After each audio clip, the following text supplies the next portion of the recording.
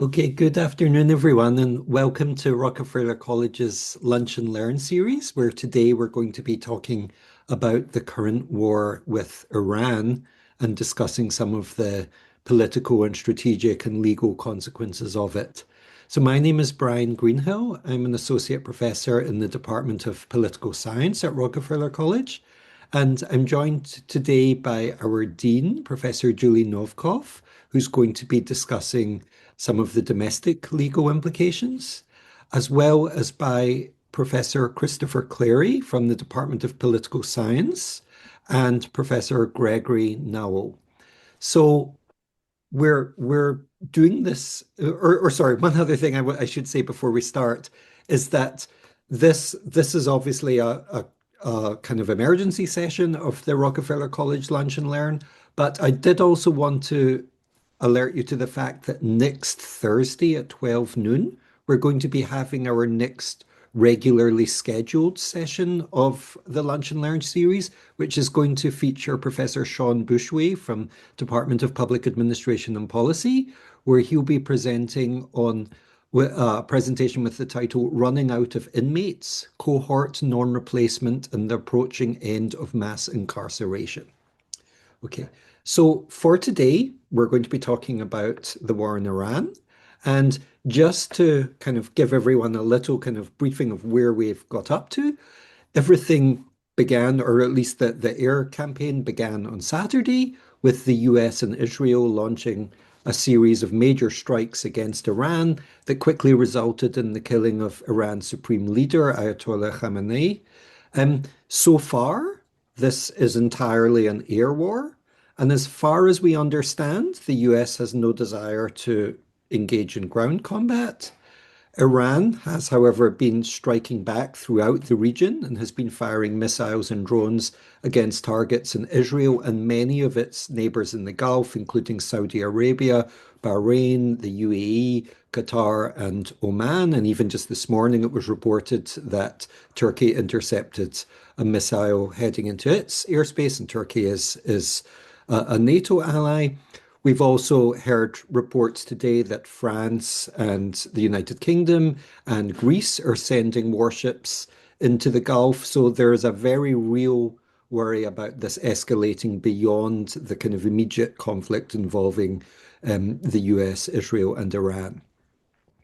As of right now, it has been and continues to be very unclear what led President Trump to want to start this war. Various motivations have been suggested, including preventing Iran from developing its nuclear program, trying to neutralize Iran's missile capabilities, an attempt to bring about regime change, and protecting the rights of the protesters who have been so brutally massacred in the past 2 months. It's not clear which of these is the kind of primary motivation for Trump's decision to bring the US into this conflict. And it's also very unclear at the moment what the kind of long-term strategic objectives are going to be. But at this stage, let me just tell you how we're going to kind of run our session today. So I'm going to turn first to Professor Novkov, who's going to talk about the domestic legal implications and bring her expertise in US constitutional law to bear on that. Then I'll turn to Professor Clary, who'll be discussing the political and military consequences of the war. Then Professor Nowell, who'll be discussing the energy angle and implications for our allies. And then I'll talk myself for a few minutes about the implication that this is likely to have for the international legal order. So at this point, I'd like to ask everyone in the audience to please remain muted while each of our speakers are talking, but we will have a period at the end, hopefully of about 20 minutes or so, to have a kind of open Q&A session with the audience. And I have already received questions that some of you submitted by email, and I'll do my best to address these to our various participants. I would also encourage you, as this event is going on, if you have questions that you'd like me to direct to any of our participants, please send them either in the chat or either in the general chat to everyone or in the Zoom chat. You'll see you'll be able to send a message to me personally, just a private message to me, so that way, if you'd rather not have your name read out, I can direct that to one of the speakers. So at this point, I'd like to thank you for joining us, and I will turn over to my colleague, Julie Novkov. Thank you so much, Brian, and thank you to everybody for coming. Thank you to Renee and Rockefeller College staff for pulling this together so quickly. I'll try to be very brief. I'm just going to talk a little bit about the legalities involved here under U.S. law. Basically, when the U.S. is talking about exercising war powers, there are three levels of analysis that you want to have in mind. One is how war powers work under the Constitution. Second is how we think about the exercise of war powers in conjunction with the War Powers Resolution of 1973. And then the third aspect would be in relation to international law, which I'm going to leave mostly to Brian to cover in more depth, since that's his area. But with respect to constitutional text, we've been talking a lot about the Constitution lately as we're gearing up for the 250th of the Declaration of Independence.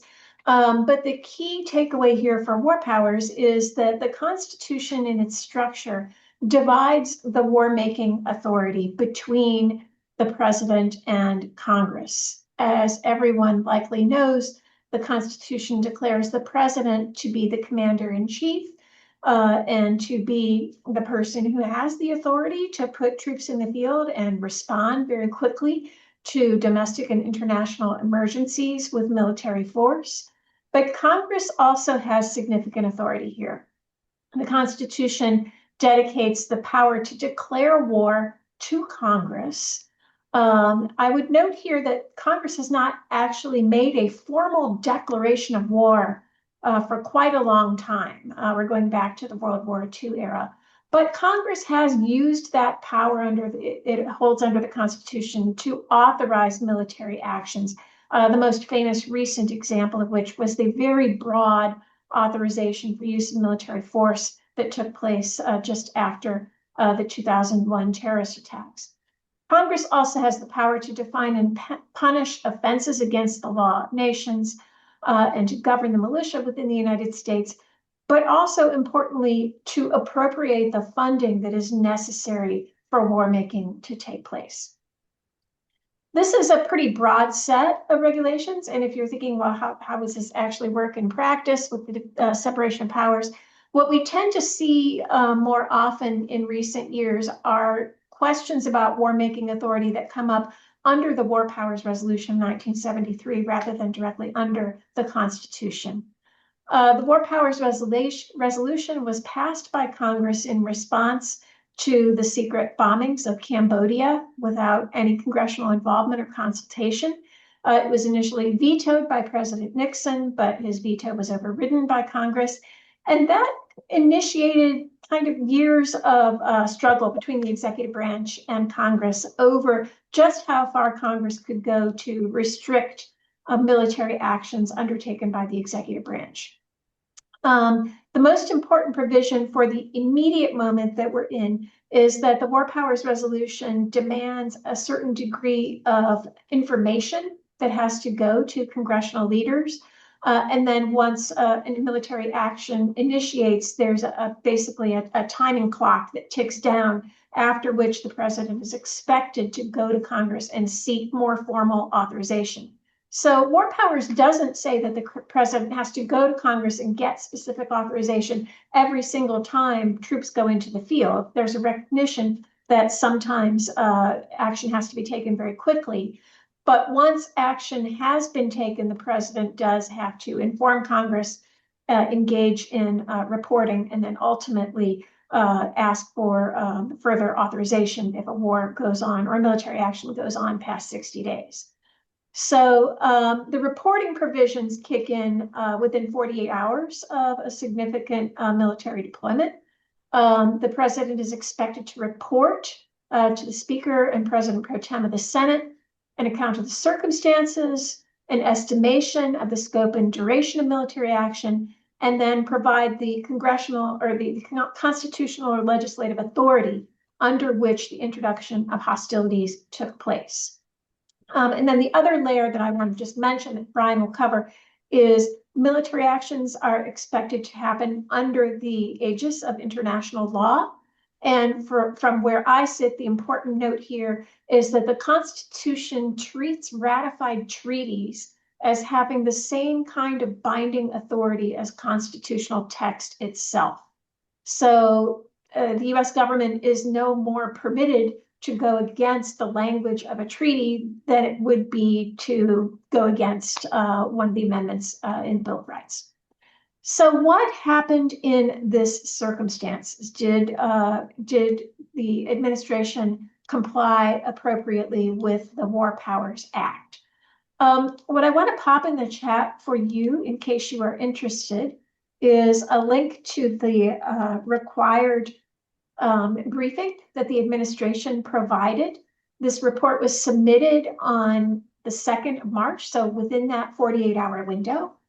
And you can look at it at your leisure, but basically what the Trump administration has said is that the purpose is to address a threat to the United States and its allies, quote, to protect United States forces in the region, protect the United States homeland, advance vital United States national interests, including ensuring the free flow of maritime commerce through the Strait of Hormuz and in collective self-defense of our regional allies, including Israel.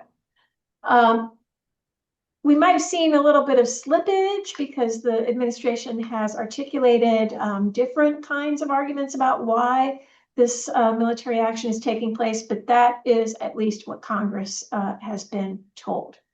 In terms of domestic authority, the president simply referred to his power as commander-in-chief. There is no clear congressional action that the administration can point to authorize the use of military force in this situation.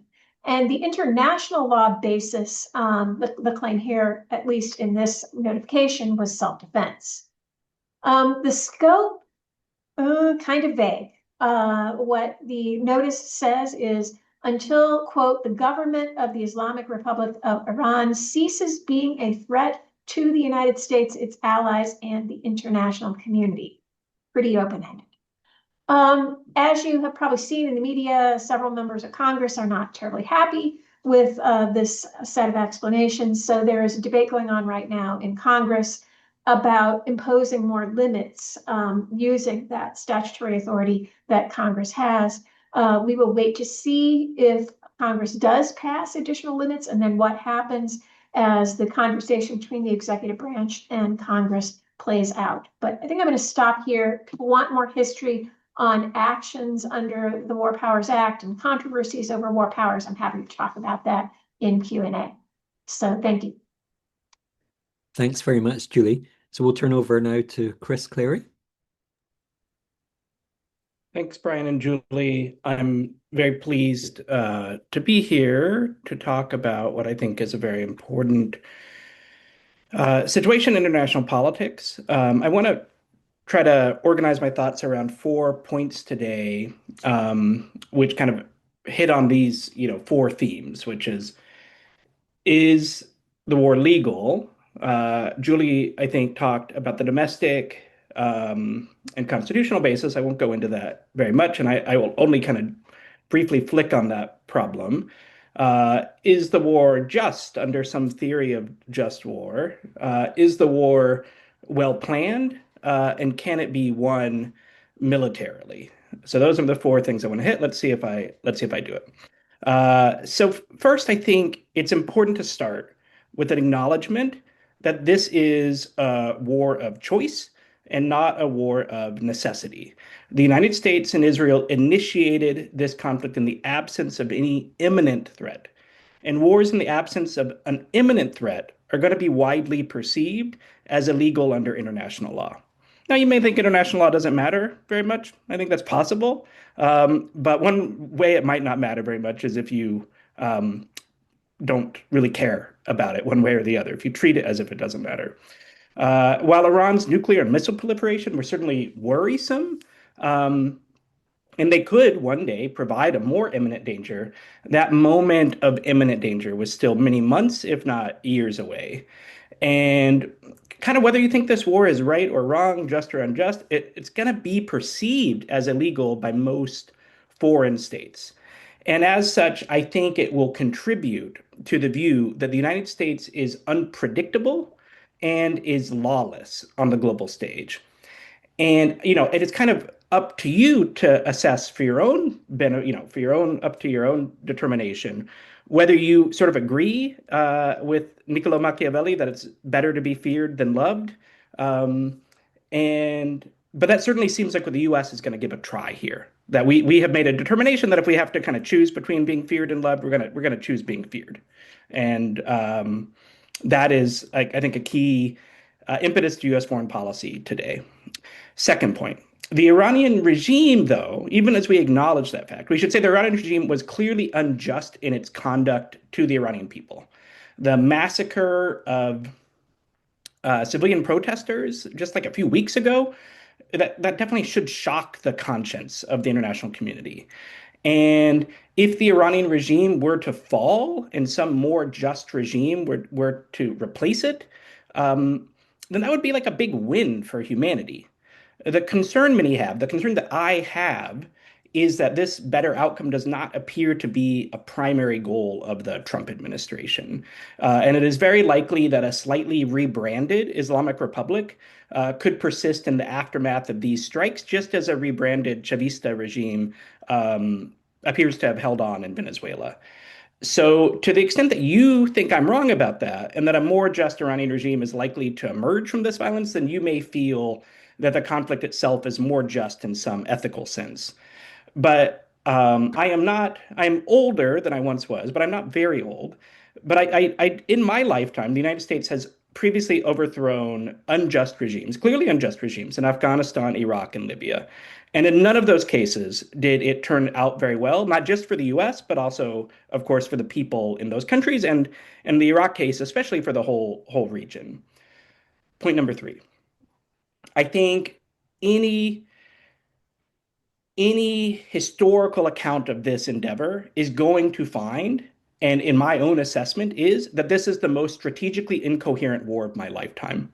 It took multiple days for the administration to even agree in public on what it was trying to do here. And even after it released a document of its supposed war aims, the administration goes in public and continues to contradict that document. And no individual is more responsible for those contradictions than the president himself. So the president literally gives different reasons to different journalists on the same day in a series of phone interviews he's doing. So without clear war aims, it seems as if there has been very little thinking about what the day after might look like and our desired end states regarding the future government of Iran. I used to be a U.S. defense official in an earlier life during the last period of invading countries of Iraq and Afghanistan, um, and that was very bad. But there was an interagency process where the State Department and the Pentagon and the White House talked about things all the time, and that entire process of normal deliberations appears to have broken down and been replaced by whatever conversations can occur among the relatively small handful of senior officials that go down to Palm Beach to have deliberations in Mar-a-Lago in a conference room that is designated for this purpose on the president's golf course. The Iranian people, in my view, deserve to be treated as more than just an afterthought. But the problem is this administration is treating almost all strategic planning for the conflict as an afterthought, as kind of a nice to have rather than a need to have. Point four, and then I'll defer, look forward to hearing and learning from my colleagues and getting your questions as well. My last point. So, despite this planning and strategy deficit, we must also acknowledge that the United States has unparalleled world historic military advantages in this conflict that are supplemented considerably by Israel, which is also has a very formidable military and an incredibly formidable intelligence complex. The United States and Israel are likely to win, you can put that in air quotes if you would like, what we might call the air war, but what I really mean is the drone and missile war. I think the evidence is not unequivocal, but I do think it is reasonably clear that Iran's ability to launch missiles and drone attacks um, is diminishing faster than the interceptors that we use to defend neighboring states. So the United States and Israel now are able to operate with minimal interference over Iranian airspace. We're flying the B-52, and that 52 designates the 1950s when that bomber started flying. I mean, we've made some modifications, but we're flying that over Iran. It's a very old plane. It's not very stealthy. The Iranian air defense doesn't work anymore. And when you have unparalleled access to airspace, you can spend all the time, you can spend a lot of energy hunting down the remaining Iranian drones and missiles, and the US is doing a lot to also destroy the Iranian Navy as well. The United States has said its priority targets are to shoot at things that can shoot at us, but those targets are increasingly exhausted. So it's like not exactly clear what we are going to hit in the coming days if this war continues. Clearly, we are also blowing up targets associated with the governing regime in Iran, but it's not exactly clear what the goals for those anti-regime bombing campaign, that aspect of the campaign, what those goals are. Um, but I do think I would expect that the drone and missile attacks will diminish, even though I think the dangers in the Strait of Hormuz for global energy shipping, I think those are likely to endure for a longer period of time. And that is, I think, a little harder for us to model because the Iranians have not done some of the moves like mining the straits that we would have anticipated. And I don't think we have a good explanation for why that hasn't occurred. But I'll stop there and turn over to the rest of my colleagues.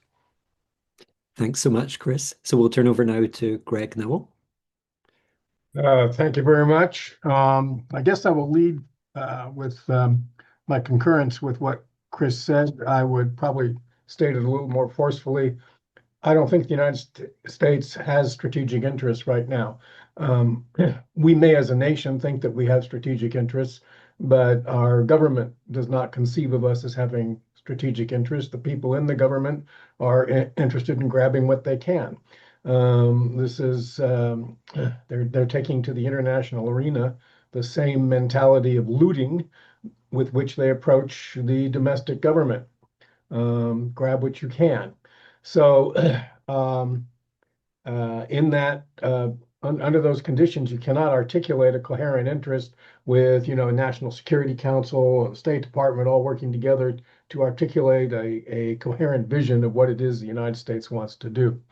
Um, all right. So, with regard to those parts of the world where there are strategic interests, I would say that this is a deeply profound event, which is much more significant than anything I've read in the press, because this has been going on for almost 50 years now. Okay, and the question is Europe's dependence on the Persian Gulf for critical energy resources, and this was raised way back in the late 1960s and 1970 when Britain withdrew from the Persian Gulf, effectively pulling out any Western police capability.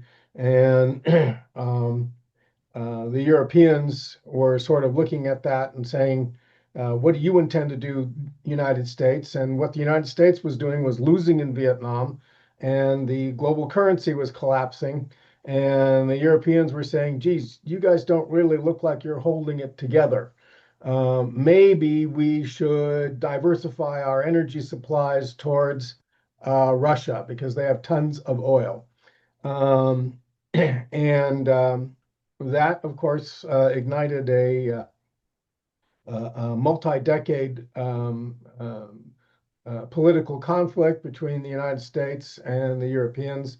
The United States was opposed to the pipelines connecting Europe to Russian energy, and the Europeans saw it as essential.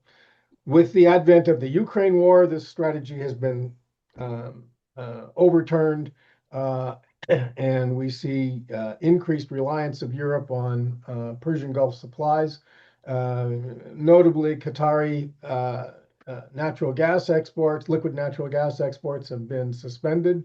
But it sort of doesn't matter whether we get through this crisis or not. What it's doing is it's demonstrating the vulnerability of the area and Europe's vulnerability as long as it's dependent on the Persian Gulf for energy. So, uh, so this is a mess. It's not going to become untangled. I think there are real possibilities. I mean, we've seen Spain try to stay out. We've seen Britain initially hesitate to commit. This is going to substantially undermine NATO, and uh, because the United States is not behaving as a leader. It's just sort of grab and go. I think Israel, by the way, has a strategy. They have a strategy for extended removal of military threats in the Middle East, and they are pursuing a coherent strategy. The United States is not. So I think I'll pass to the my second point, which is that, and this is a contrarian viewpoint, and I understand that the Iranian regime has massacred tens of thousands of people, but we may find we're just a nation of 90 million people, and we may find as we attempt to take it over and the air, I mean, we would have to invade if we are serious about regime change, in my opinion. And we're talking about 90 million people, and a lot of them support the current regime. And the reason is that the regime delivers in ways that don't get a lot of press in the United States. And the organization of the regime internally is different from what we are accustomed to in terms of Western organization of states. So I'll talk. Iran's governance is significantly impacted by clerical influence and control over wide sectors of the economy and the military. So the Iranian Republican Guard Corps, how can we conceive of this? Well, here's what you should do. Take Exxon, take Ford, and take Hershey candy bars, okay, and smash them together into one umbrella organization and give them 150,000 armed troops. Okay, this is how that works. The revenue from these activities goes to the troops, and take 10% off the top and give it to poor people.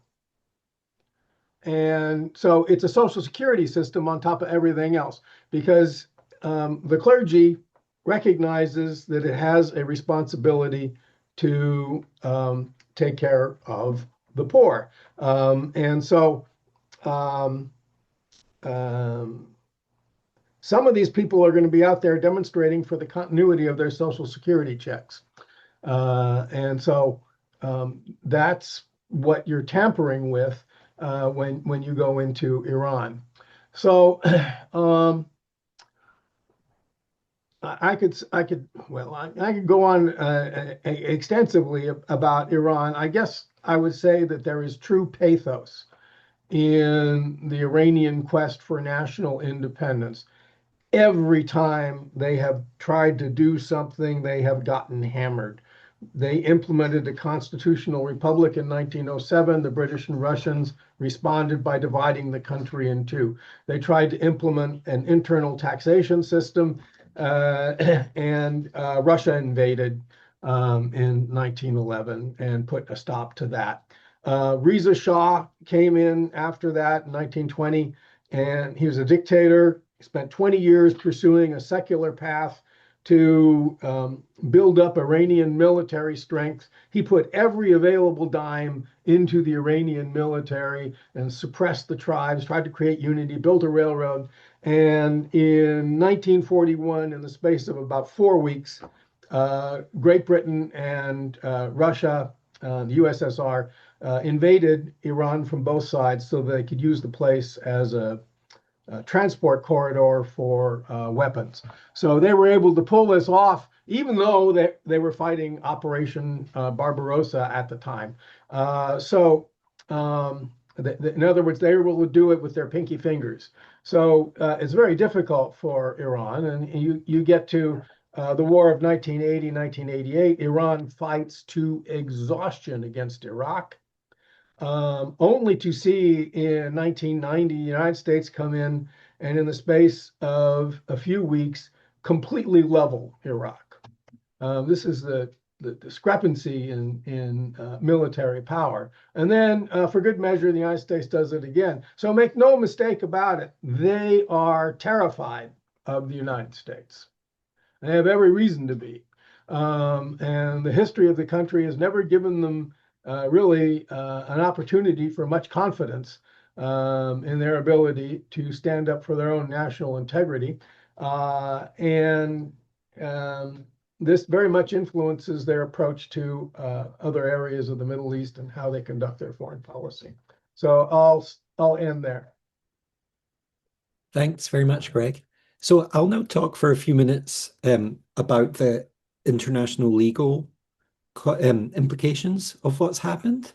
And I'd like to start just by building on something that my colleague Chris Clary said earlier about kind of what international law means, basically, because, you know, when we're thinking about international law rather than domestic law, usually there's no kind of clear consequence for violating international law. International law you can think of as perhaps more like just a kind of pact or an agreement between the major powers in the international system about how international affairs are going to be conducted and what is considered kind of quote unquote legal and what's not considered legal.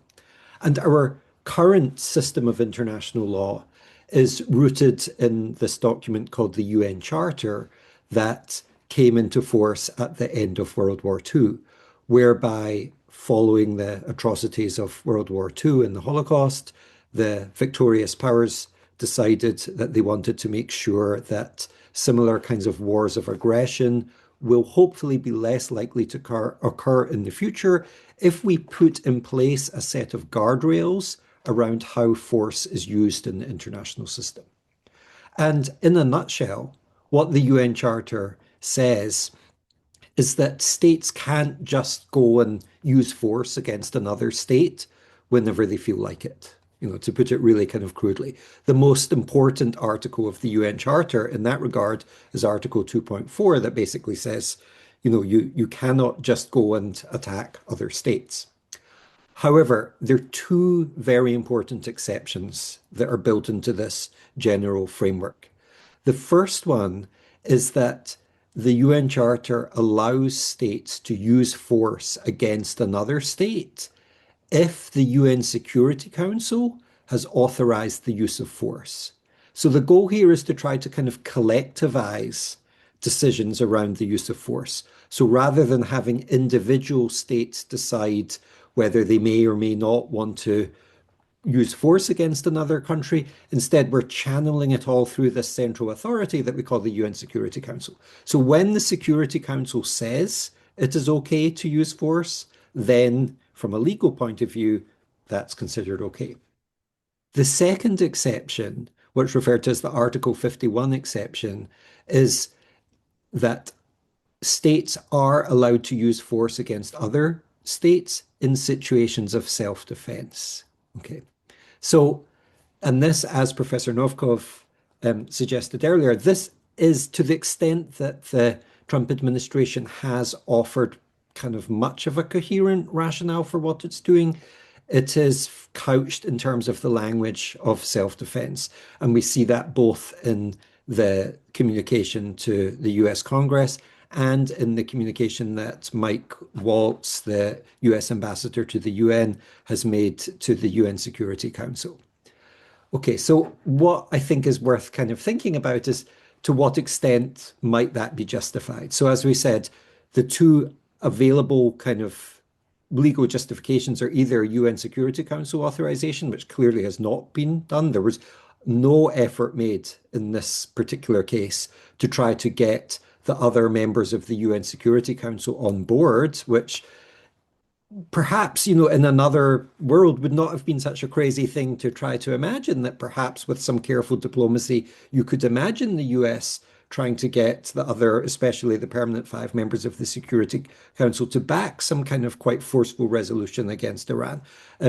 Clearly, that hasn't happened. So instead, from a legal point of view, what the administration is falling back upon is this argument of self-defense. Now, that is in this particular case, that is like an extremely kind of weak reed to try to lean on, because usually the self-defense argument can only ever really be made in a situation where a country can claim that it is facing an imminent threat of attack. In 2003, when the George W. Bush administration was making what, with hindsight, looks like a very kind of careful effort to try to kind of build international support for its attack on Iran, it was trying to make the argument that the threat of Iraq back then possibly having or being about to acquire weapons of mass destruction puts us in a situation whereby we have to kind of reinterpret what's meant by an imminent threat. And so to some extent, that argument was being made about the immediacy of the threat here. Here we see a kind of limited, or in recent days, we've seen a limited effort by the US to try to argue that this is really a kind of self-defense argument, but it really kind of stretches credibility to try to kind of connect the dots here. One argument that has been made is that, well, if Israel was going to go and attack Iran anyway, then perhaps a consequence of that, or a likely consequence of that, would be Iran lashing out not only at Israel, but also at the US and its allies in the region. Therefore, this is a type of kind of preemptive self-defense. But again, at least from my understanding, most kind of international legal experts do not believe that there's really kind of any merit in that particular argument. Okay, so if we kind of zoom out and just ask ourselves, what does this mean for the kind of politics or the international politics of this situation? So as Professor Clary said earlier, what this means is that it's sending a message to the rest of the world that the US isn't really even pretending very much to take its international legal obligations seriously, right? And as Professor Clary said, maybe that's okay. Maybe that is consistent with the view that the Trump administration takes on, that it wants, more to be feared rather than to be loved, and that it is prepared to kind of trade away a certain amount of what international relations theorists call soft power in exchange for having other countries fear us. But what we then need to think through is, what might some of the long-term implications of this be? Okay, if we end up in a situation, God forbid, where the UN Charter is just completely disregarded, where powerful states in the international system like the US, Russia, China don't even pretend anymore to try to claim that what they're doing is consistent with some kind of agreed upon legal framework, then we really are in just a kind of law of the jungle kind of situation. And of course, many international relations theorists already say that that's what we've been in all along, and that we, those of us who study international law have been kind of kidding ourselves and trying to claim that it ever made any kind of difference. However, it is still worrying, at least for me, it's very worrying to think that we might be getting to a point where the UN Charter is just kind of in tatters.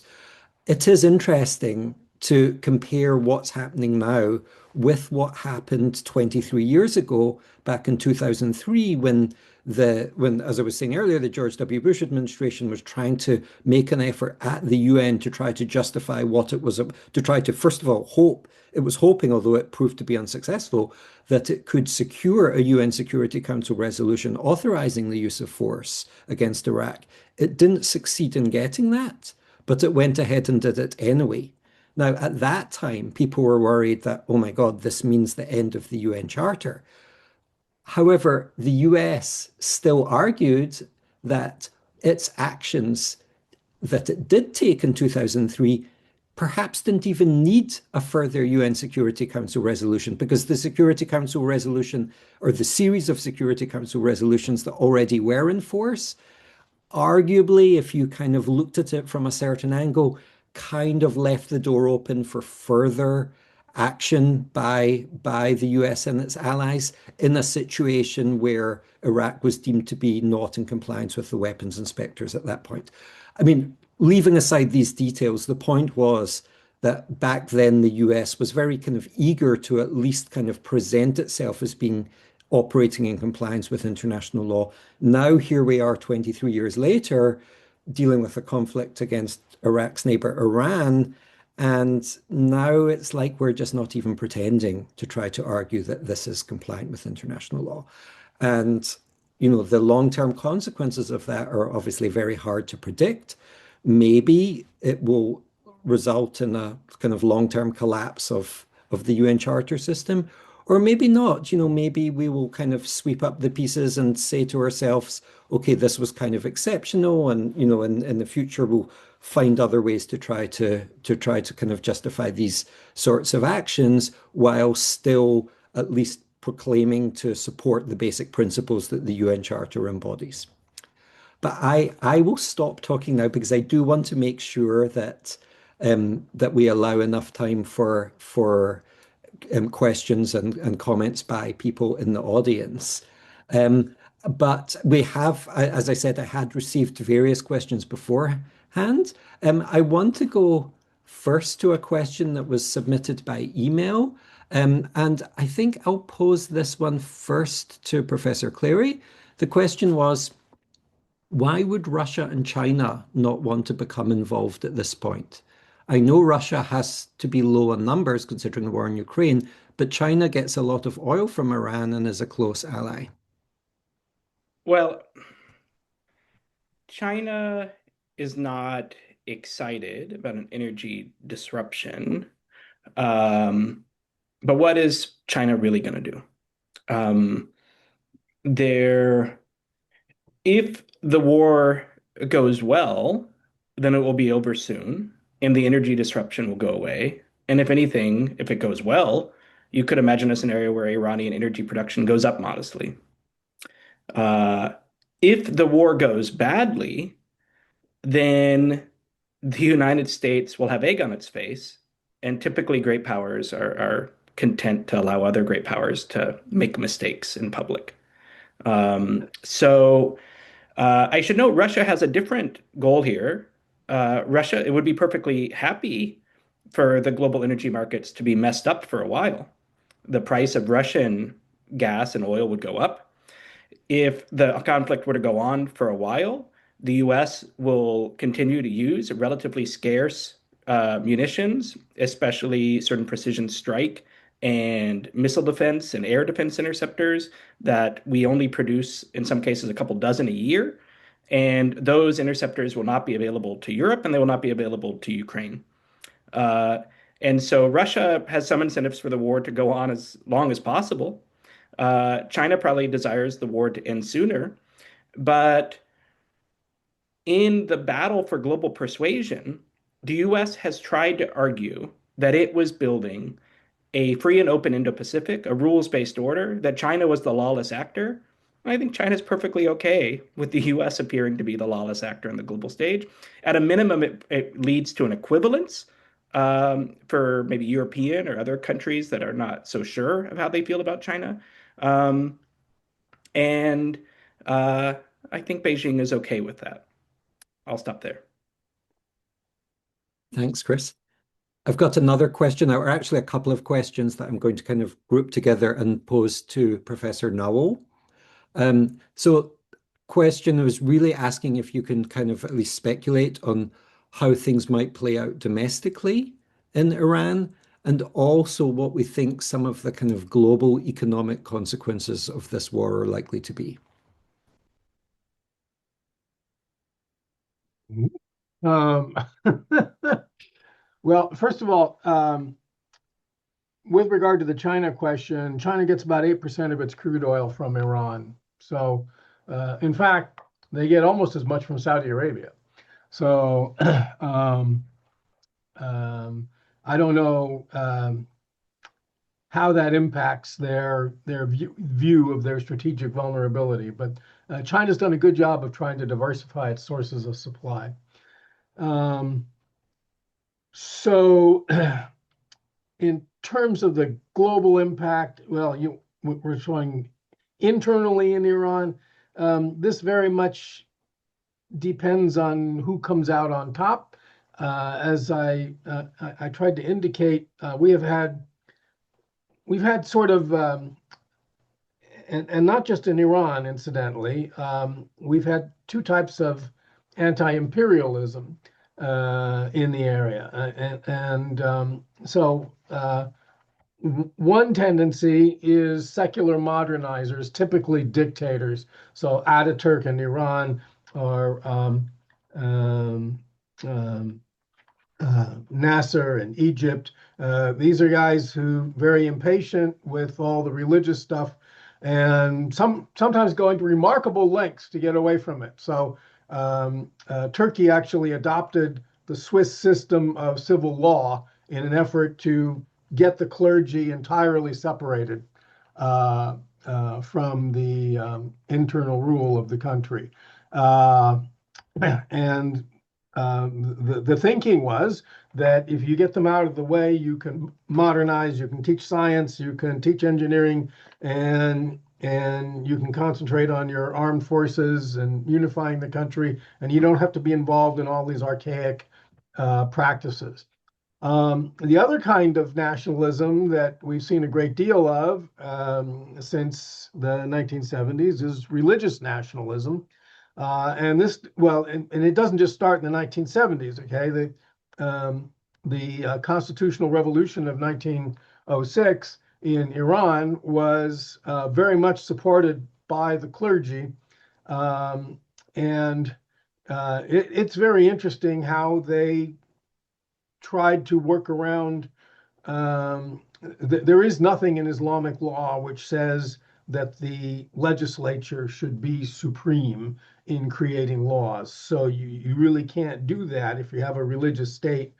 But they did, there were clauses in the Quran and in some of the religious writings that allowed for advisory councils. And so the whole idea of a national legislature was received religious sanction under the notion of an advisory council, so long as the religious leaders had the last word. And so, so there is a potential for there is a potential for kind of internal self-rule through a legislative process and the ability to nix that at the level of the Council of the Supreme Council, which is in charge of making sure everything is consistent with the Quran. So in some ways, it kind of looks like Supreme Court veto in the United States, except that there's no pretense of separation in church and state. So you can have a modern religious state, is what I'm trying to get at. And I've indicated, we have these, it's kind of like Social Security is at least partly organized in Iran through these religious foundations, the bunyads, which amalgamate all these different functions in ways that are very alien to Western thought. And so they can have constituencies. And so you're not necessarily going to get, there's always this stuff that we see in the Western press. Oh, it's terrible. The women want to be able to go out without wearing the veil. They want to, wear short skirts, and in the urban areas, that's true. But as you get outside the urban areas, you get into more conservative areas where you may find that the regime has more support. So. Thanks, Greg. So I want to take another question that I'm going to direct towards Professor Novkov.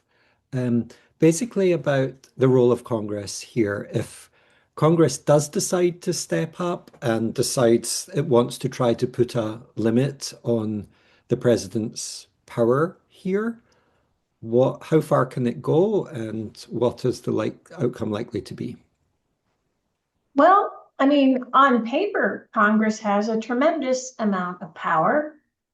Congress can decide basically, hey, we're not going to fund this. We're going to cut off the funding that would be necessary to keep this war continuing. The problem is dual here. First of all, it's hard to imagine a set of political circumstances in which you could get a majority of Congress to say, we're not going to provide financial support when the United States has troops in the field.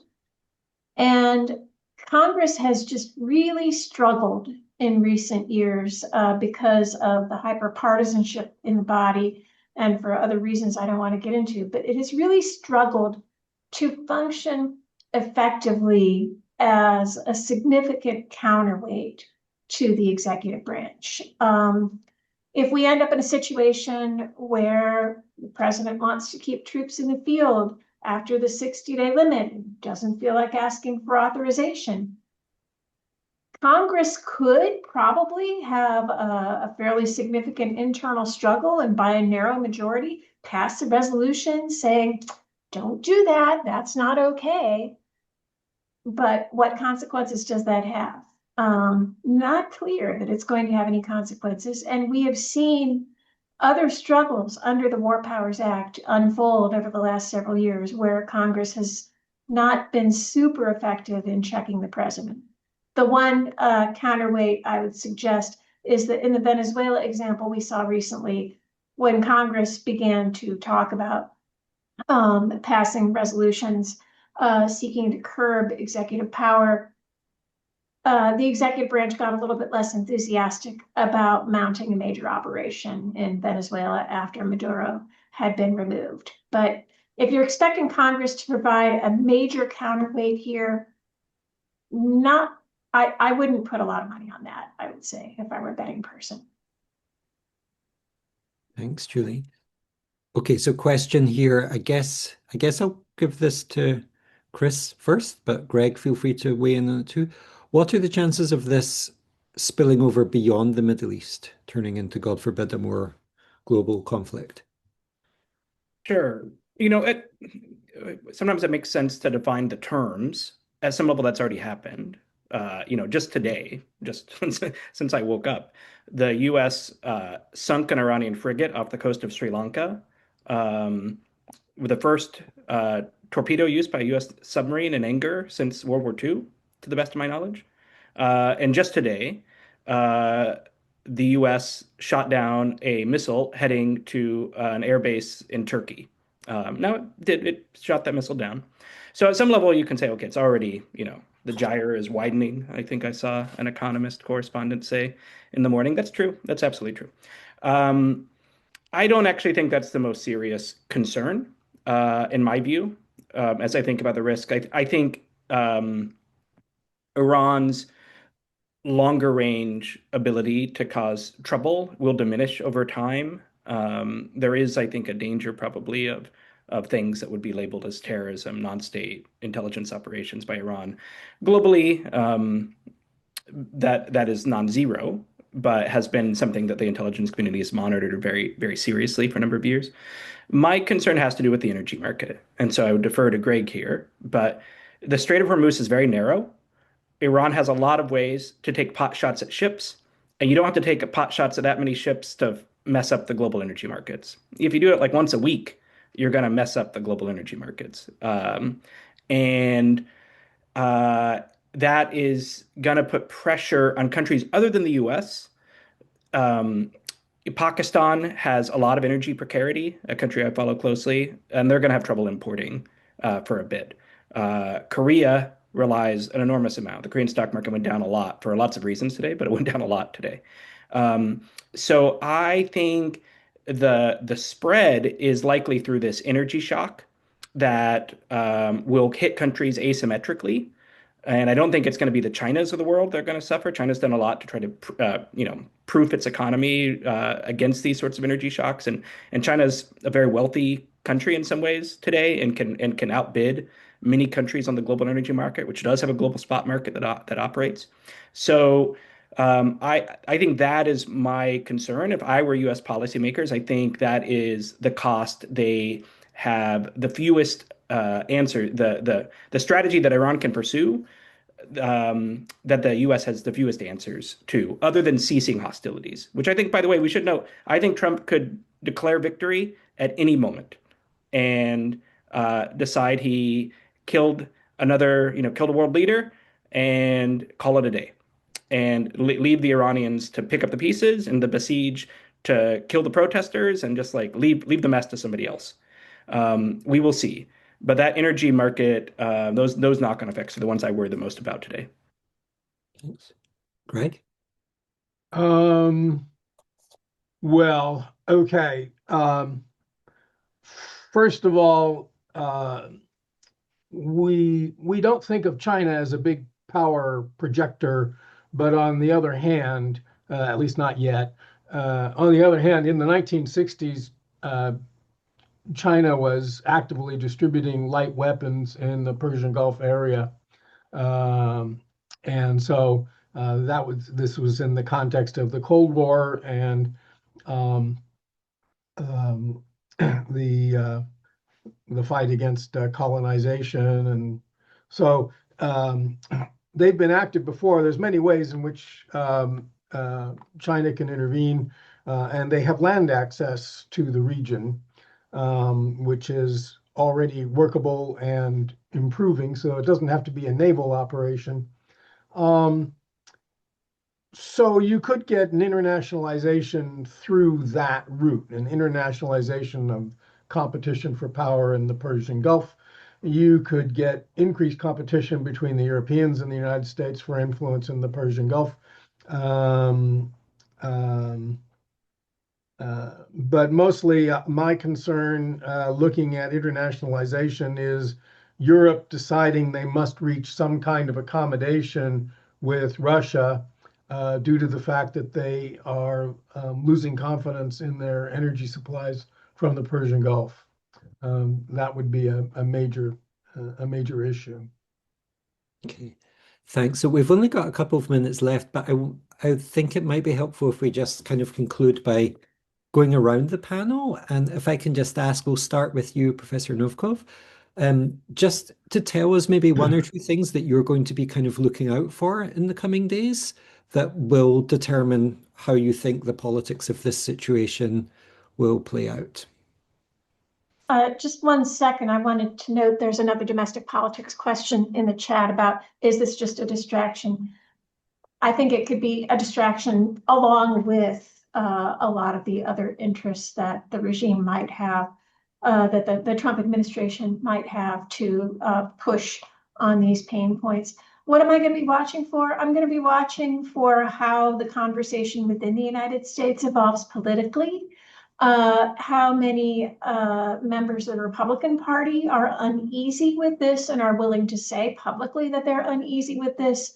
How hard are the Democrats willing to push for some significant limits on the military action and some sort of cessation of hostilities? And then what might be the long-term effects on how the United States thinks about its role in the Middle East with respect to various nations, including Israel? A lot up in the air, and a lot will depend on how things evolve on the ground.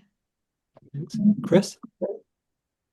Yeah, I think I'm going to be watching two things going forward. One is I look now every morning at the global spot prices for LNG and both the Brent and the West Texas crude, which have a little divergence there. And I've gone up, they're lower today, I should know, just a little bit, or they're stable, but they're about 15% above a month ago, right? So there's been already a modest energy shock.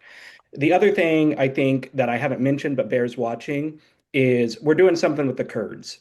Nobody really knows what. We just kind of betrayed them in Syria. That is like kind of the lesson of U.S.-Kurdish relations is we use them and then we betray them. But there is a Kurdish region in Iran's north. There is definitely some interest in doing something with the Kurds. There's a lot of indicators of intelligence or military activity involving the Kurds in the north.